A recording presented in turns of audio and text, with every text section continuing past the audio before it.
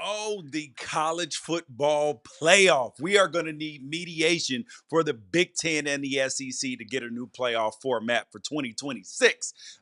There are rumors about Nick Saban coming out of retirement, and I'm going to tell you whether they are true or false.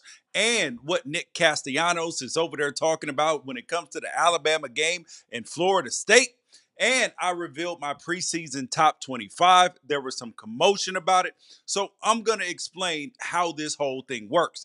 And also, NIL Go is a real thing when it comes to name, image, and likeness. I'm going to explain to you the challenges that are going to be faced in college football as we go through this whole transition into the salary cap era. And let's get to it. And if you don't know, I'm George Wrighster, former NFL tight end, former college football all conference player, and a man who's covered college football, Fox, ESPN, everywhere else, and man that you will see on the tube this year as well. So welcome in. This is where college football is explained simply. You're going to get it truthfully. You're going to get it honestly, and you're going to get it real, even if it hurts your feelings a little bit. But let's get to it. And you guys make sure that you guys like, share, subscribe, tell a friend about the show. So we're going to start though with the college football playoff format because right now we're at 12 teams. It was modified from last year when it came to, the conference is getting automatic buys and all of that, right? So now we're in a situation where it's straight seeding. So yes, there will be automatic berths for the ACC, Big 10, Big 12 and SEC. And yes, there will be a group of five one as well. But instead of them being seeded 1 through 4, the highest four, now it'll be wherever they are ranked, which does make a little more sense. But we are going to end up needing mediation for the SEC and the Big Ten to get a new college football playoff format in 2026 because right now, neither side can bend without seeming weak. But if a third party is involved, like a mediator, a former judge, retired judge, then they can always be blamed for any concessions that they made. And this is the problem with college football right now is that you have so many cooks in the kitchen and everybody has competing interests. The Big Ten has competing interests against the SEC, against the ACC, the SEC with the Big 12, and so on and so forth. That's the thing, and that's the difference between the NFL and college football is that the NFL, they all have the same interest, which is money. And college football has the same interest, except for there's a consolidation of power there. And so this is where we are going to kick it off because for 2026, people are anticipating the playoff getting expanded from 12 teams up to 16 teams. But there's a difference in how we get to 16 teams. There's the 5+11 method, which is similar to what we have now. And then there is what Tony Petitti at the Big Ten is proposing, which is basically a play-in, which I absolutely hate. But the sticking point of all of these negotiations is whether the SEC is going to play 9 conference games or whether they're going to play 8 conference games. So I need everybody to throw your bias out the window and listen to actual facts because there are numbers and facts that matter very deeply in this. The SEC wants you to take into the count the FPI from ESPN, which is clearly biased to the SEC, and I've made videos about it because how in the hell could you have Alabama ranked in front of Oregon at the end of the season and ranked in front of other teams that were in the college football playoff? Makes no sense to anybody else. Where the 4-loss Alabama team, including their bowl game, yeah, how could you do that? But the difference is that the Big Ten, which is the other power conference, they're saying we play 9 conference games, so why shouldn't you? So here is where the math matters. Because if you average it out, when you play 9 conference games, that averages 4.5 losses per team that has to be spread along the conference. Well, when you play 8 conference games, that's only 4 losses. So now, when you play a non conference schedule like some of these SEC teams play, now, mind you, it's not everybody. Well, when you are only playing 9 Power 5 games as an SEC team, that means that you have 3 free wins. Now, when you are in the Big Ten, you must play a Power 4 team now. So then that puts you in the territory of that's 10 Power 4 games, 10 Power 5 games, Power 4, however you want to say it. That's the difference, is that half a game lost when you spread it over the conference and then you add in the November cupcake when everybody else is playing conference games that are, number 15 versus number 18. And then the SEC's playing, DeVry or East Middle Tennessee Tech State. That's not the same. So it's an artificial inflating of the rankings, which then makes your schedule seem that much tougher because the teams are that. And if we're being honest, Alabama and Georgia have been carrying the water for the rest of the SEC outside of outlier years like that 2019 LSU team. It just is what it is. And neither one of these people wants to blink first. And the reason why is because bending makes you look weak. And neither Greg Sankey nor Tony Petitti wants that to happen. And that's why a third party is going to be necessary to get this done if there is going to be a change at all in the college football playoff. But the reality is, if they don't do that, we are going to be stuck in the system where we're at right now. Now, the automatic qualifiers, I haven't spoken on this outside of social media.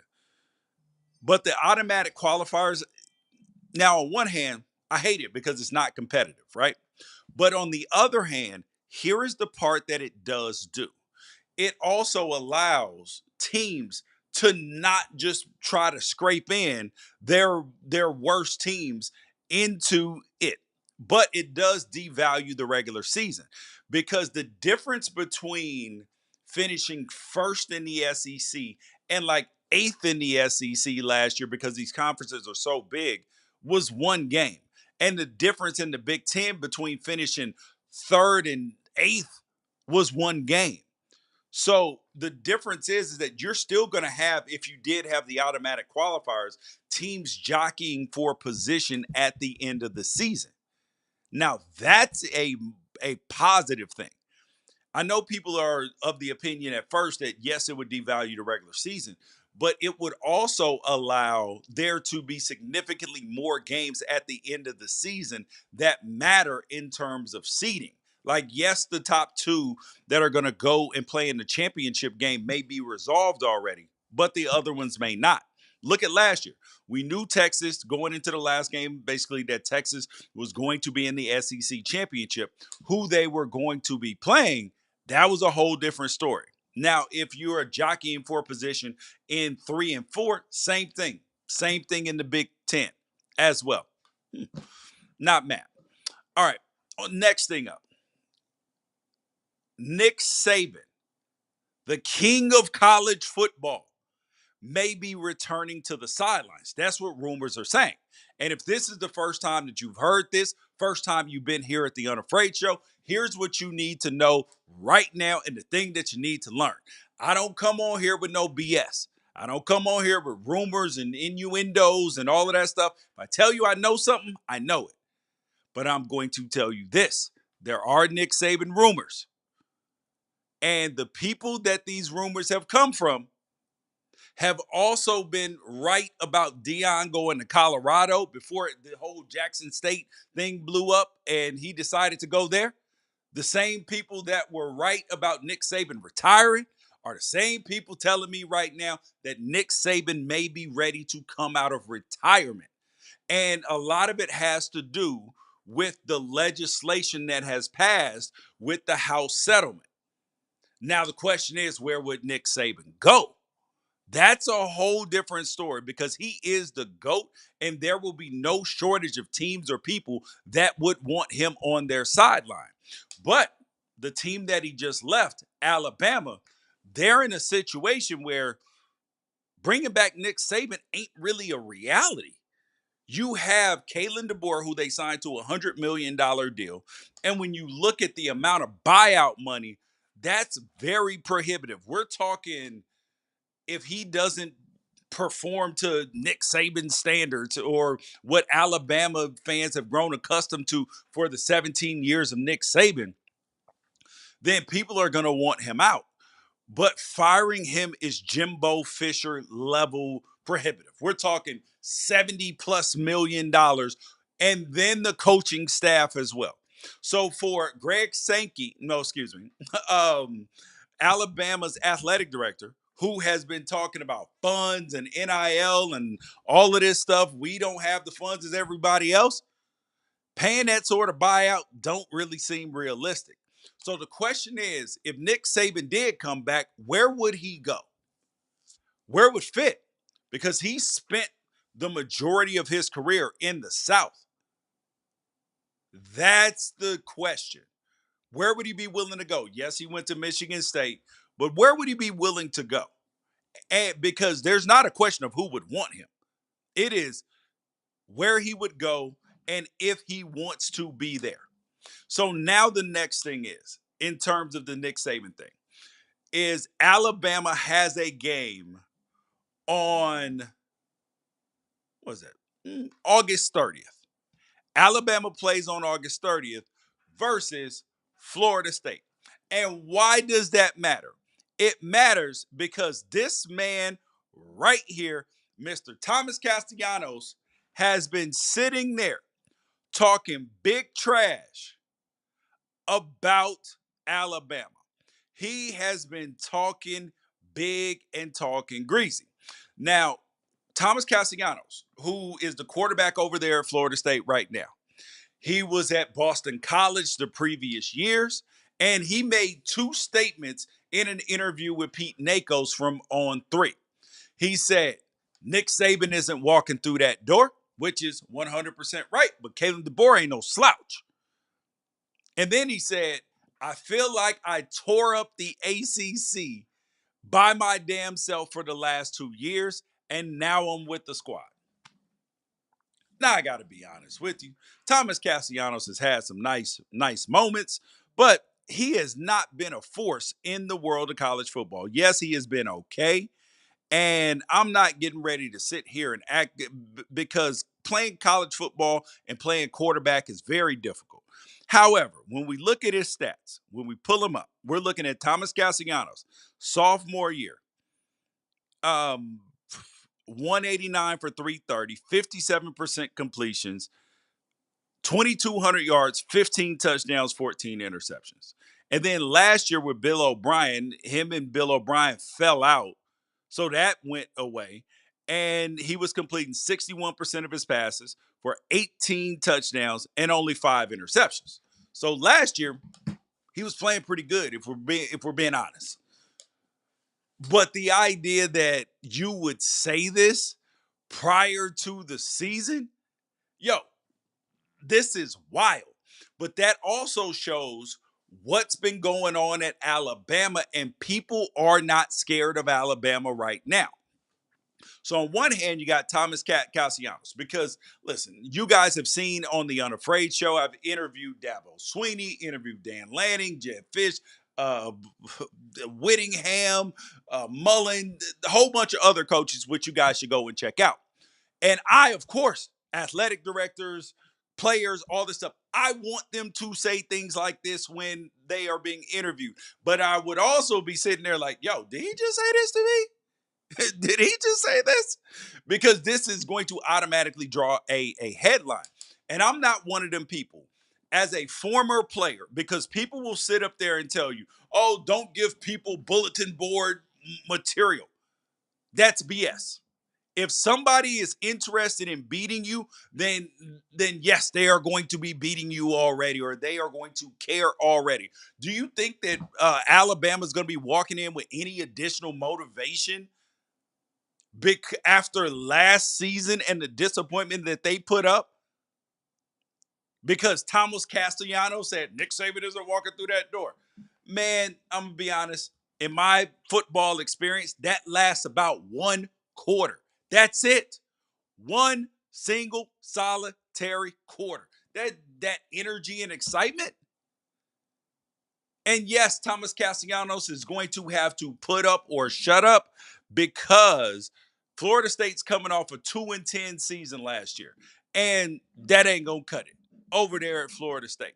But the thing is, there is blood in the water in Tuscaloosa. And all the college football sharks are circling.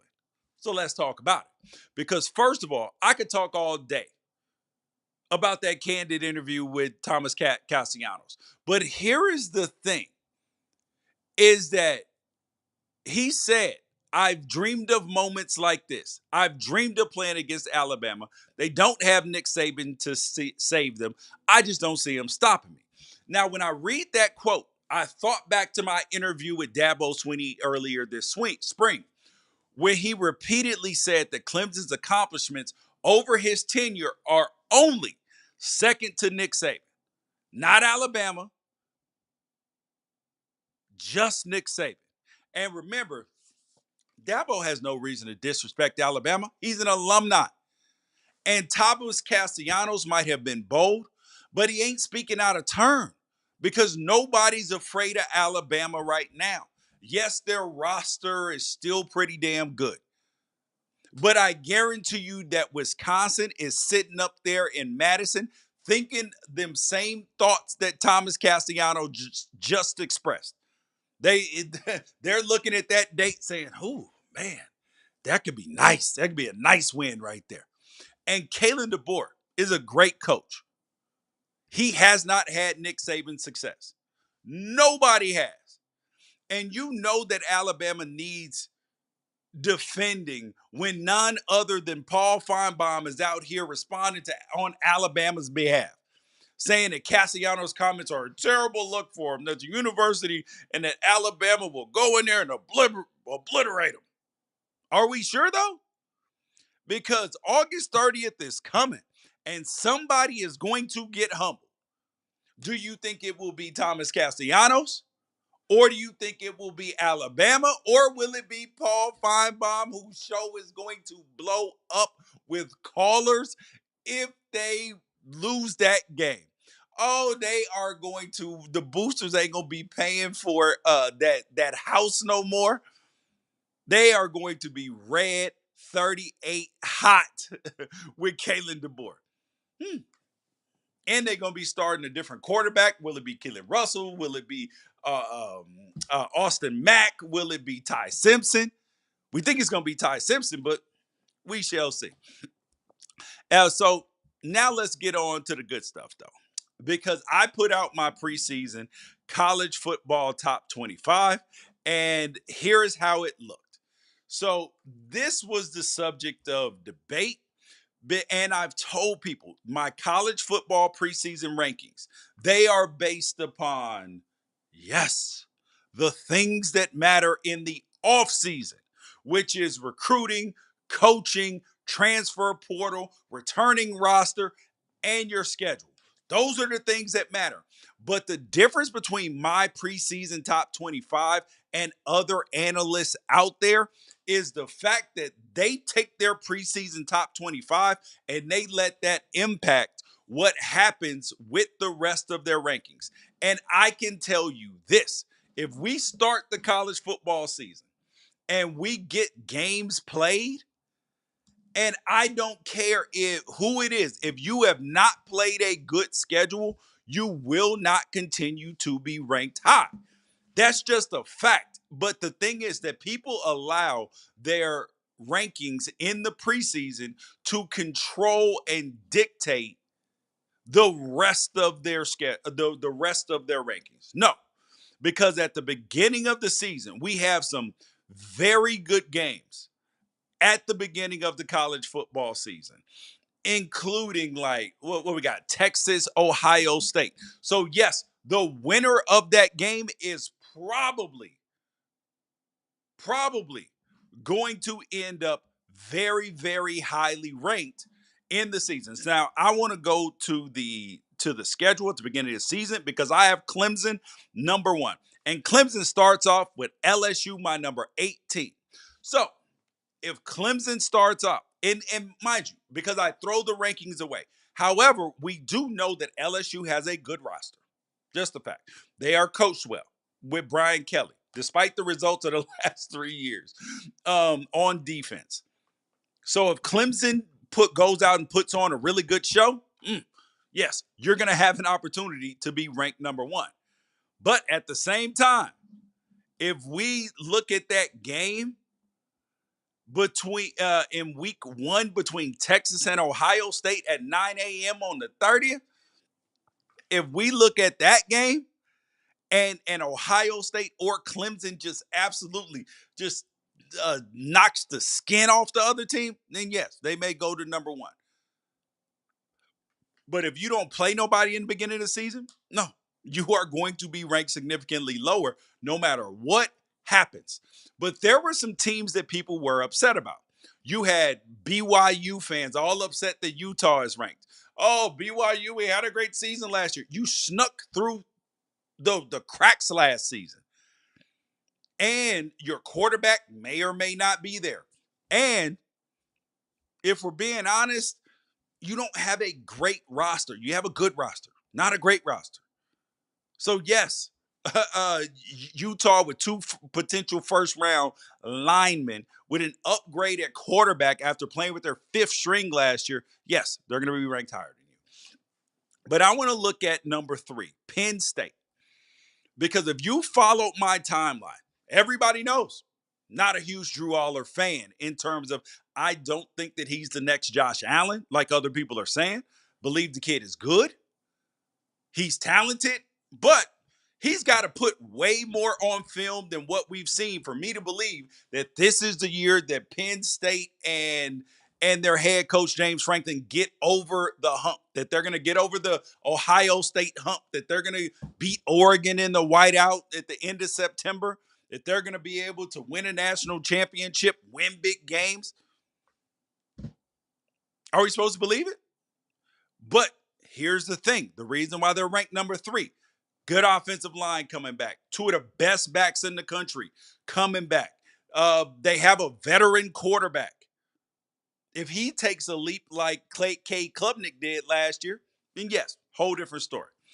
And so yes, those are the ones that just drove people upset. They were like, come on, man, look at him. How could you have Clemson ranked number 1? Coaching, returning quarterback, best defensive line in college football probably, good offensive line, 2 of the top 5 or 6 wide receivers in all of college football. Same offensive coordinator for years. They put out a good defense. What are we talking about? There is nothing to discuss when it comes to Clemson except for, yeah, they're probably playing good football. Because I'm looking at rosters, coaching stability, dominant position groups, everything in between.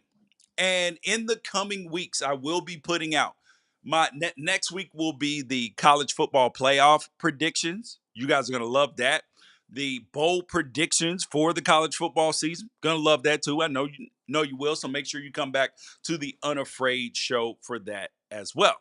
So, but one of the other ones that I'm big on is Illinois at number 12. And people are confused by this. They are the Indiana of this season.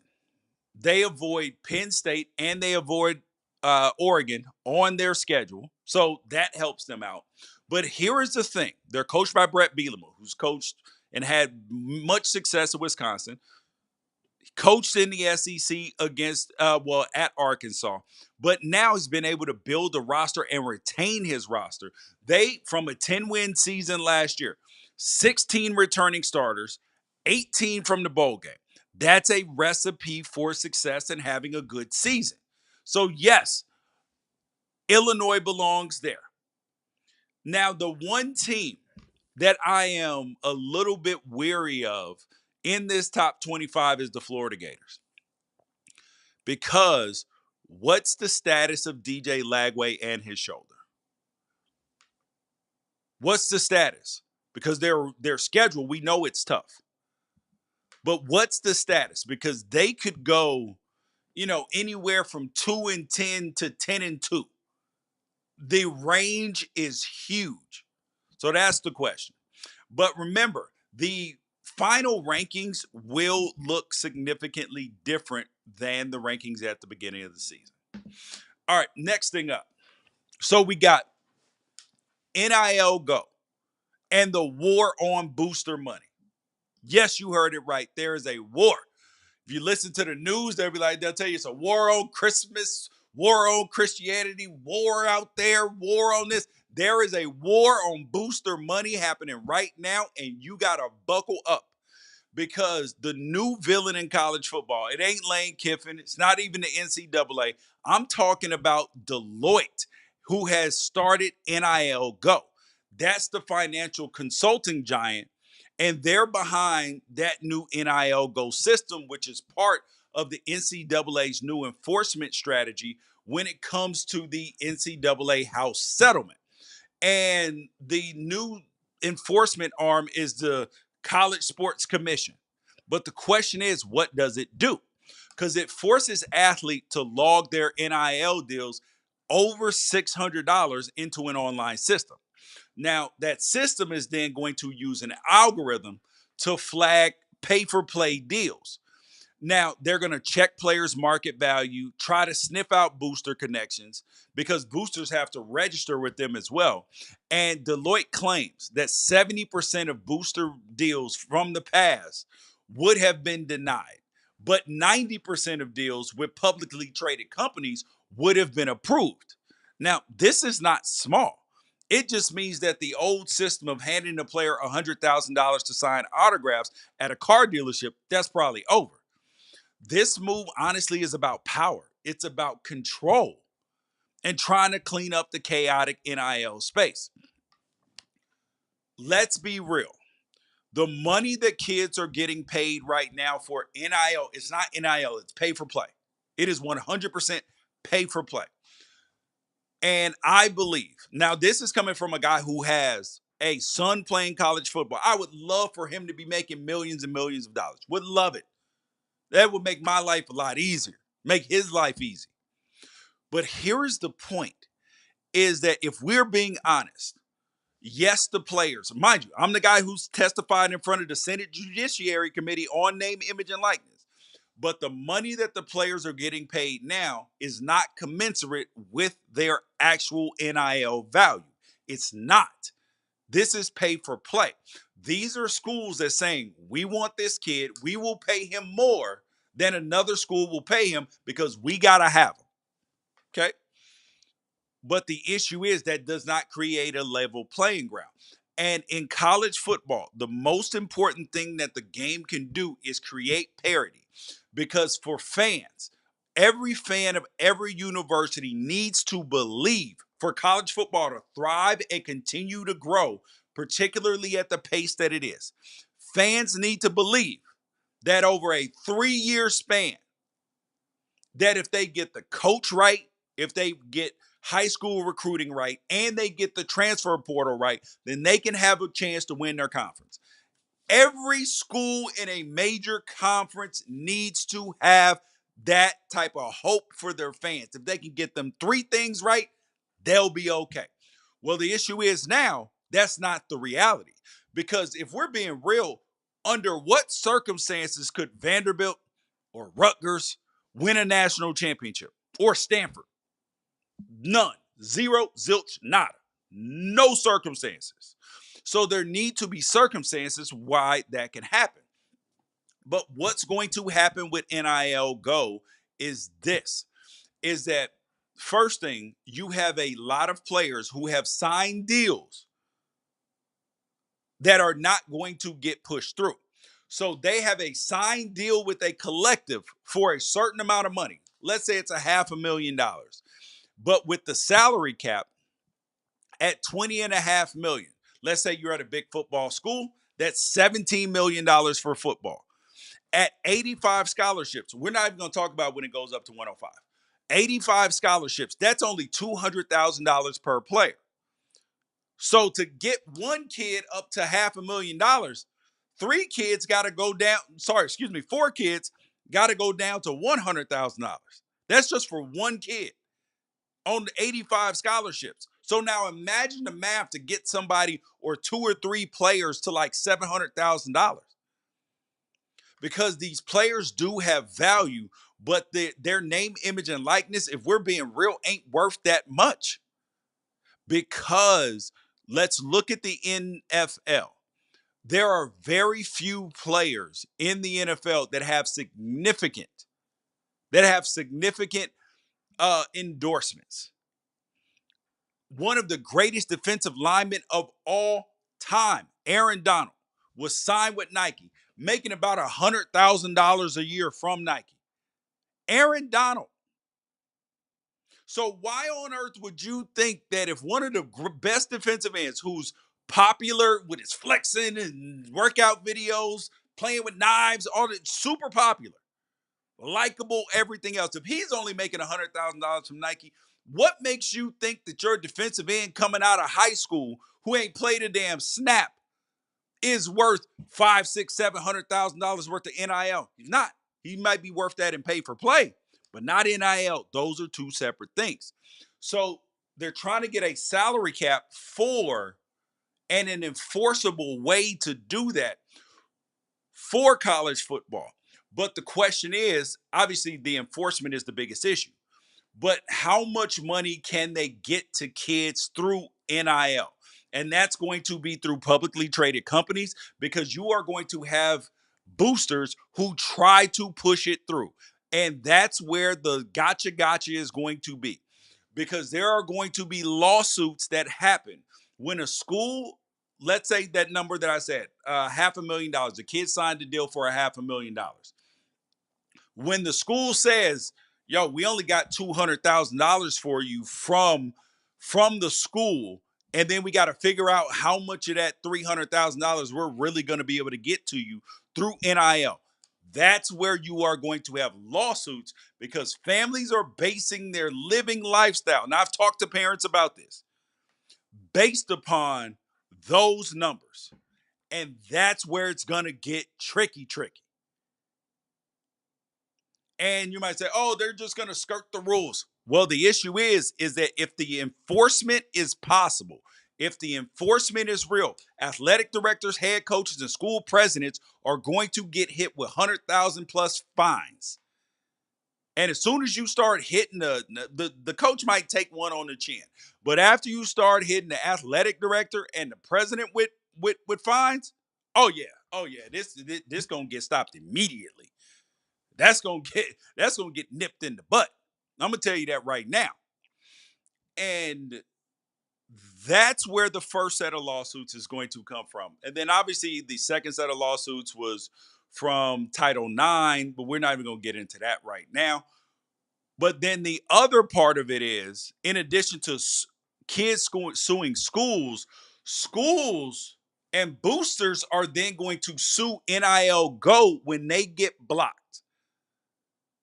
They are going to say you are stopping people from making money, and that's un-American. And that's where the gotcha is going to be, is that are the courts going to hold up the NIL Go status? And this is where the universities potentially signing on with the enforcement agency and saying that no matter what the state laws are, that they are going to abide by it, and they are going to have no right to appeal in terms of fight it legally. That's where the question is going to be, because you have the university, well, you have the state of Tennessee, and there's a video up on Unafraid show about this right now that I put up today, where the University of Tennessee has put in a new bill that says that if Tennessee, Memphis, or any of the others, Vanderbilt, any of the state law of state schools, if they violate NCAA law, that they cannot be punished. Do you realize what are we doing here? On one hand, they're asking Congress to act, but then on the other hand, you got states enacting laws that are going to run counter to that. This is the problem with college football. We do not have everybody on the same page trying to make college football better. It is all self-interest. And if you love college football like I love college football, then we need to figure out somebody to be in charge to be able to do this. And honestly, and I'm not just saying this as a self-serving interest, But people like me are the people that need to be making decisions for college football. Educated, study the game. Yes, the presidents and former athletic directors, they know things and all of this stuff on the college football committee and all of that. But they got other full-time jobs. They not in this in the trenches on a day-to-day basis. Who else to govern this besides somebody who knows, loves college football, and is in this knee deep? Come on, man. It's just the truth. But here is the thing. NIL Go is the biggest threat to booster-led programs that we've ever seen. So the question is, what's going to happen? And we will talk about that more as the weeks come on. You guys, make sure that you guys subscribe to Unafraid Show. We got a Discord coming. We got game watches coming. Everything to engage you guys with our community. So be one of us. US, get it? One of us. But that's a wrap for today. From power plays in the college football playoff to Nick Saban rumors, top 25 talk, NIL wars. We are just getting started. And if you want more of this kind of analysis, go subscribe now. Hit that bell to get notifications. And of course, drop your comments down there, man. And most importantly, share. I'm George Wrighster, former NFL player. This is the Unafraid Show. We don't just talk about football, we break it all the way down. Stay unafraid and stay one of us.